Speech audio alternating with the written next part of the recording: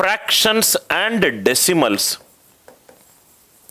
Fractions and decimals ఎక్కడైనా నేను తెలుగులో వర్డ్ యూసేజ్ గనక రైట్ తప్పు ఉంటే దయచేసి కరెక్ట్ చేయండి సార్. ఫ్రాక్షన్స్ అండ్ డెసిమల్స్, భిన్నాలు అండ్ దశాంశాలు, ఫ్రాక్షన్స్ అండ్ డెసిమల్స్. సార్ ఎందుకు సార్ మనం ఈ టాపిక్, మీరు పర్సంటేజెస్ అని చెప్పి ఇది ఎందుకు డిస్కస్ చేస్తున్నారంటే, మీరు చూడండి అయ్యా, పర్సంటేజ్ అంటే ఏ పర్సంటేజ్ అంటే A/100. ఇదేంటి భిన్నము. మీరు ప్రాఫిట్ లాస్ అండ్ డిస్కౌంట్ తీసుకోండి, సింపుల్ ఇంట్రెస్ట్, కాంపౌండ్ ఇంట్రెస్ట్ తీసుకోండి. నేను ఈ క్లాస్ మీకు చెప్పకపోతే సార్ ఎక్కడ డిజిటల్ సమ్ యూజ్ చేయాలి, ఎక్కడ right most non zero digit use చేయాలి, ఎక్కడ కన్వర్షన్ చేయాలి, ఎక్కడ మనము ఎలిమినేషన్, ఈ డౌట్లన్నీ వస్తాయి. ఈరోజు చాలా నీట్గా ఈ ఫ్రాక్షన్స్ భిన్నాలకు సంబంధించి పూర్తి స్టోరీ నేను మీకు చెప్తాను. చాలా క్లారిటీగా మీకు పర్సంటేజెస్ SICI చేసేటప్పుడు ఒక్క డౌట్ కూడా రాదు. నేను ఎక్కువసేపు ఫండమెంటల్స్ మీద కాన్సన్ట్రేట్ చేస్తాను. ఫండమెంటల్ స్ట్రాంగ్ అందనుకోండి, ఒక అంతస్తు పైకి లేపాలంటే ఫండమెంటల్స్ మీద, ఏది డైరెక్ట్గా ప్రాబ్లంలోకి వెళ్ళను. ఫస్ట్ కొంచెం థియరీ చెప్తాను, దాని వెనకాలన్న కాన్సెప్ట్ చెప్తాను, ఇఫ్ అండ్ బట్ చెప్తాను, దాని తర్వాత క్లాస్ స్టార్ట్ చేస్తాను. అందుకే నేను భిన్నాలు, దశాంశాలను స్టార్ట్ చేస్తున్నాను. Are you all ready? Shall we start the class? Fractions and decimals. Everybody give a thumbs up sir, say yes, then we will start the class. Everybody, shall we start the class? Kindly reply. మీకు ఒక మంచి story లాగా I will tell you sir, story లాగా I will tell you. యాక్చువల్గా ఈ fractions కొంచెం వెనక్కి వెళ్దాము రైట్. మనం 21st సెంచరీలో ఉన్నాం, వెనక్కి వెళ్దాం 5వ సెంచరీ రైట్. అట్లా నేను కొన్ని వేల సంవత్సరాల కిందట 4000 BC దగ్గరికి వెళ్దాం. 4000 BC దగ్గరికి వెళ్దాం.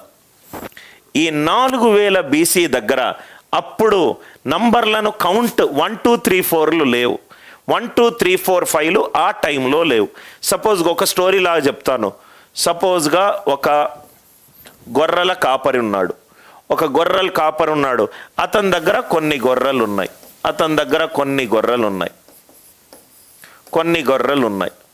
అప్పుడు కొన్ని వేల సంవత్సరాల క్రిందట రైట్ 1 2 3 4 5లు లేవు. అవన్నీ ఇండో అరబిక్ న్యూమరికల్స్, అవన్నీ తర్వాత వచ్చాయి. దీని యొక్క స్టోరీ ఒక 5 నిమిషాలు మీకు చాలా ఇంట్రెస్టింగ్గా, నంబర్స్ ఎలా ఎవాల్వ్ అయింది, ఈ భిన్నాలు ఎక్కడి నుంచి వచ్చాయి చూద్దాం. సో ఈ గొర్రెల కాపరి కొన్ని వేల సంవత్సరాల కిందట 4000 BCలో అతను ఏం చేసేవాడంటే, సపోజ్గా నా దగ్గర ఒక గొర్రె ఉందనుకోండి, ఒక లైన్ గీసేవాడు. ఆ గొర్రెల కాపరి దగ్గర 2 లైన్స్ ఉన్నాయనుకోండి, ఒక లైన్ పక్కన ఇంకో లైన్ గీసేవాడు. అట్లా 3 ఉంటే 3 లైన్లు గీసేవాడు, 4 ఉంటే 4 లైన్లు గీసేవాడు, 5 ఉంటే ఈ 4 పైన ఒక లైన్లు గీసేవాడు. సో గొర్రెలు పెరిగే కొద్దీ లైన్లు గీసేవాడు. 5 5 5 లాగా చేసేవాడు.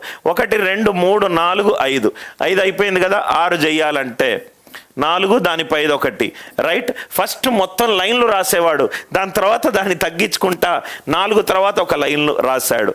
ఇలా చేసుకుంటూ వెళ్ళిపోయాడు. మీరు ఆలోచించండి సార్, అలా 4000 BCలలో నంబర్ని కౌంట్ చేసేవాళ్ళు. సహజంగా నా ముందు కనబడుతున్నాయి, అవి సహజంగా కనబడుతున్నాయి. ఒక గొర్రెకు ఒక లైను, ఇంకో 2 గొర్రెలకు 2 లైన్లు, 3 గొర్రెలకు 3 లైన్లు, 4 గొర్రెలకు 4 లైన్లు, 5 గొర్రెలకు అలా లైన్లు, అలా లైన్లు. ఇప్పుడు 100 గొర్రెలు ఉన్నాయనుకో, అన్ని లైన్లు గీయాలి. అది ఎక్కువ టైం అవుతుంది అని చెప్పి నెక్స్ట్ స్టెప్ కొన్ని సంవత్సరాల తర్వాత ఏమైందంటే, అట్లా కాదు బాబు, నువ్వు ఎక్కువ టైం తీసుకుంటున్నావు, దీనికి ఇంత టైం నువ్వు తీసుకోకు అని చెప్పి కొన్ని ఆల్ఫాబెట్స్ని ఇంట్రడ్యూస్ చేశారు. ఆల్ఫాబెట్ అంటే సపోజ్గా 10కి నువ్వు ఇలా రాయాల్సిన అవసరం లేదు, 10కి నువ్వు ఇలా రాయాల్సిన అవసరం లేదు, ఇలా అని పెట్టు. ఇది 10, రైట్. సో ఒక్కొక్క వేరియబుల్కి డీకి ఒక వాల్యూ ఇచ్చారు, ఎల్కి ఒక వాల్యూ ఇచ్చారు. మీకు గుర్తుందా సార్, మనం స్కూల్లో చేసాం. డీకి ఒక వాల్యూ ఇచ్చారు, ఎల్కి ఒక వాల్యూ ఇచ్చారు, సికి ఒక వాల్యూ ఇచ్చారు, ఎంకి ఒక వాల్యూ ఇచ్చారు. ఈ ప్రతి ఒక్క వేరియబుల్స్కి ఒక్కొక్క వాల్యూ ఇచ్చుకుంటూ వెళ్ళారు. ఎందుకు ఇచ్చుకుంటూ వెళ్ళాడంటే ఈ గొర్రెలు పెరిగే కొద్దీ ఆడు లైన్లు పెట్టుకొని దాని మీద గీతలు గీసుకుంటా ఎక్కువ టైం పడుతుంది. And it is a very complex process. So అట్లా దీన్ని పెట్టుకుంటూ వెళ్ళాడు. దీన్ని పెట్టుకుంటా వెళ్ళిన తర్వాత కొన్ని సంవత్సరాలు గడిచిపోయినాయి. దీనికి కూడా మళ్ళీ ఎక్కువ టైం పడుతుంది. ఈ డీలు, ఎల్లులు, సిలు, ఎమ్ములు, ఓ వేరియబుల్కి ఒక వాల్యూలు ఇచ్చుకుంటూ వెళ్తే ఒక టైం పడుతుంది. ఒక టైం పట్టిన తర్వాత ఈ గొర్రెల కాపరి ఏం చేశాడు, ఇంకో గొర్రెల కాపరి దగ్గరకు వెళ్ళాడు. ఒక స్టోరీ లాగా చెప్తున్నాను సార్. ఈ గొర్రెల కాపరి ఇంకో గొర్రెల కాపరి దగ్గరికి వెళ్ళాడు. వీడిని అడిగాడు, నీ దగ్గర ఎన్ని గొర్రెలు ఉన్నాయంటే, ఒక గొర్రెలు ఉంది, 2 గొర్రెలు ఉన్నాయి, 3 గొర్రెలు ఉన్నాయి అని చెప్పి వీడు ఆన్సర్లు చెప్తున్నాడు. వాడికి చూస్తే కౌంటింగ్ ఇలా చేయడం కనబడుతుంది. వీడిని అడిగాడు, వాడి దగ్గర ఉన్న గొర్రెల చెప్పాడు. ఇక్కడ నా దగ్గర 2 ఉన్నాయి, అక్కడ నా దగ్గర 3 ఉన్నాయి, 3 అంటే 3 గీతలు కనబడుతున్నాయని చెప్పి. ఈ గొర్రెల కాపరి వీడిని అడిగాడు, నీ దగ్గర ఎన్ని గొర్రెలు ఉన్నాయని. వాడి దగ్గర ఏమీ లేదు, వాడి దగ్గర గొర్రె ఏమి లేదు. ఇప్పుడు ఆలోచించండి సార్, 1 ఉంటే 1 గీత ఉన్నది, 2 అంటే 2 గీతలు ఉన్నాయి, 3 అంటే 3 గీతలు ఉన్నాయి, 10కి ఒక వేరియబుల్ వేసుకోండి. వాడి దగ్గర ఏమి లేదు. వాడికి ఎలా చెప్పాలది, నా దగ్గర ఏమీ గొర్రెలు లేవు అని చెప్పి నేను ఇంకోటికి చెప్పాలి.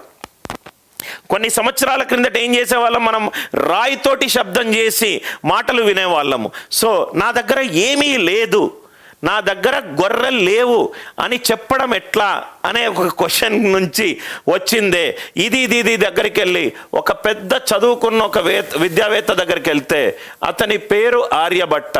అతను ఏం చేశాడంటే, నా దగ్గర ఏమీ లేదు అని చెప్పడాన్ని 0 అని అన్నాడు. 0 అంటే నా దగ్గర లేదు. సో ఆర్యభట్ట ఏం చేశాడు, 0ని డిస్కవర్ చేశాడు. 0 ఎందుకు డిస్కవరీ అయింది, ఒక పర్సన్ ఇంకో పర్సన్ దగ్గర నా దగ్గర ఉంటే కనబడుతున్నాయి 1, 2, 3. 0 నా దగ్గర లేదు అని నేను ఎలా చెప్పాలి, దానికి ఒక రిప్రజెంటేషనే ఇచ్చాడు. దాని వాల్యూనే 0. అర్థమైంది కదా సార్, దాని వాల్యూనే 0. ఓకే, లేదు అనే దాన్ని నేను 0 ఇచ్చాను. అప్పుడు నేను ఏం చేస్తానంటే, ఒక్కొక్క దానికి ఒక్కొక్క న్యూమరికల్ వాల్యూ ఇచ్చుకుంటూ వెళ్ళాను. ఒక్కొక్క దానికి ఒక్కొక్క న్యూమరికల్ వాల్యూ ఇచ్చుకుంటూ వెళ్ళాను. 1 అని అంటే దాని తర్వాత వచ్చినాయే న్యూమరికల్ వాల్యూస్. ఇది 1, రైట్. దాని తర్వాత నాకు 2 గొర్రెలు ఉంటే ఇవి 2. అర్థమైందా సార్ అందరికీ, ఇది 2. ఏమీ లేదు అని చెప్పడానికి రైట్ నా దగ్గర వచ్చింది 3. 1, 2, 3, రైట్. అలా నంబర్స్ వచ్చాయి. ఈ నంబర్స్ సహజ సిద్ధంగా మనకు ప్రకృతిలో కనిపెట్టేటి. నా ముందు ఎంతమంది పిల్లలు ఉన్నారు, 1000 మంది పిల్లలు ఉన్నారు. నా క్లాసులో ఎన్ని బెంచులు ఉన్నాయి, 50 బెంచులు ఉన్నాయి. నా ఫ్యామిలీలో ఎంతమంది ఉన్నారు, 4 ఉన్నారు, రైట్. నేను ఆ షాప్ దగ్గరికి వెళ్తే ఎన్ని ఛాయలు అమ్మాడు, ఈరోజు 500 ఛాయలు అమ్మాడు. నాకు సహజంగా చూస్తూనే ఉంటే కనబడే సంఖ్యలు, వాటిని ఏమన్నాం, సహజ సంఖ్యలు. 1, 2, 3, 4 అండ్ సో ఆన్. వీటిని ఏమన్నాం, సహజ సంఖ్యలు. లేదు అని చెప్పడానికి 0 యాడ్ చేసాం. 0, 1, 2, 3 అండ్ సో ఆన్. నేను ఇక్కడ ఇంగ్లీష్లో రాస్తున్నాను, మీరు తెలుగు మీడియం పిల్లలు రైట్, నా వాయిస్ కరెక్ట్గా. ఇది హోల్ నంబర్స్. హోల్ నంబర్స్ అంటే లేదు ప్లస్ ఉంది అని అంటే ఎంత ఉంది, ఉంది అని అంటే ఎంత ఉంది. ఇక్కడ వరకు స్టోరీ క్లియరా సార్? న్యాచురల్ నంబర్, సహజ సంఖ్యలు ఎక్కడి నుంచి పుట్టాయి. లేదు అని చెప్పడాన్ని ఏమంటాము, 0 అని అంటాం. 0, 1, 2, 3. స్టోరీ కంటిన్యూ చేద్దాం. అదే ఊరిలో ఒక కింగ్ ఉన్నాడు.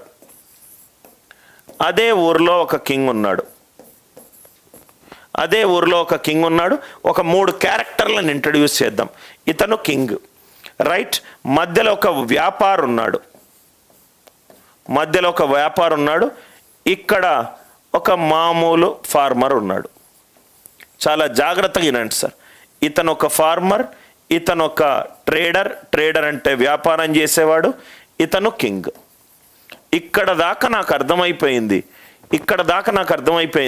న్యాచురల్ నంబర్స్ ఎక్కడి నుంచి వచ్చింది? లేదు అని చెప్పడాన్ని 0 అని అంటాం. 0, 1, 2, 3.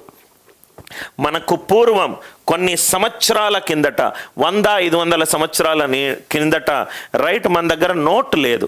అప్పుడు ఏం చేసేవాడంటే నాణాలు ఇచ్చేవాడు.